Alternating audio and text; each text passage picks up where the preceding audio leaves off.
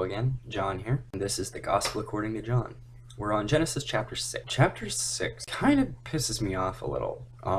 There's a lot of really interesting stuff in the first couple of verses, but it's glossed over and used as a prelude to the story of the flood. Here it says, people began to populate the earth, and the sons of God, they took notice of the daughters of man, resulting in these powerful half-breeds called Nephilim.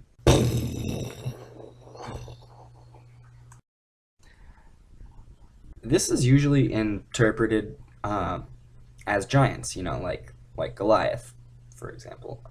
Anyway, but there is so much more to the Nephilim than just giant human beings. They're not giant human beings. They're more like Super Saiyans. I think I pooped. They're like half angelic, but they don't have any of the inhibitions that are, with celestial beings. They're like human hearts and human bodies with all these friggin' powers. I don't like that that's glossed over. It's kind of a shame. I would have liked to have heard more about them. When you're reading it, it's like, oh, well, this is really interesting. I'd like to read more about... Whoa, there it goes. Too late. Oh, well. Moving right along into the flood story. At this point, God sees how wicked we are, and he's like, it'd probably be better if the human lifespan tops out at about 120 years. And apparently we keep getting worse and worse and worse, because God gets to the point where he's like, gosh, it might be worth wiping out all life on Earth just to get this specific species.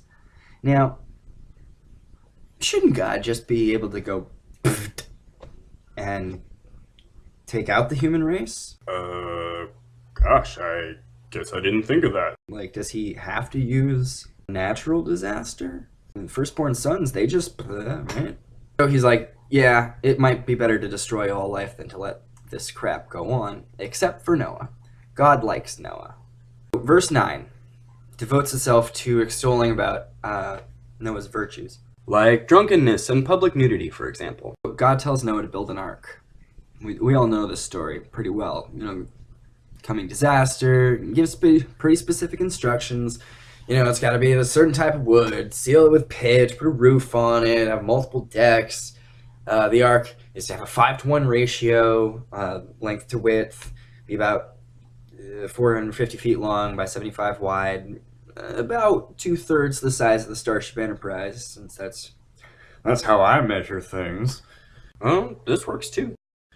God repeats that he will destroy all life on Earth and tells Noah what he must do. And he's all, you will then go into the ark with your family and bring a mating pair of every animal on Earth, plus 7 clean animals, food for yourself and the critters, and then you guys will be fine. Yeah. I almost don't even need to do this episode. I mean, everybody knows this story so well. Right here, I always picture it like, God's like, you must bring all the animals, and Noah's like, really? Even the spiders? And God's like, yes, especially the spider. But they're so creepy and crawly and like, really? No more questions! Come to the end, verse 22 says Noah obediently obeys and builds this huge friggin' ark. John Hammond, and this is the Gospel according to John. Pom, pom, pom, pom, pom, pom, pom, pom, pom, pom.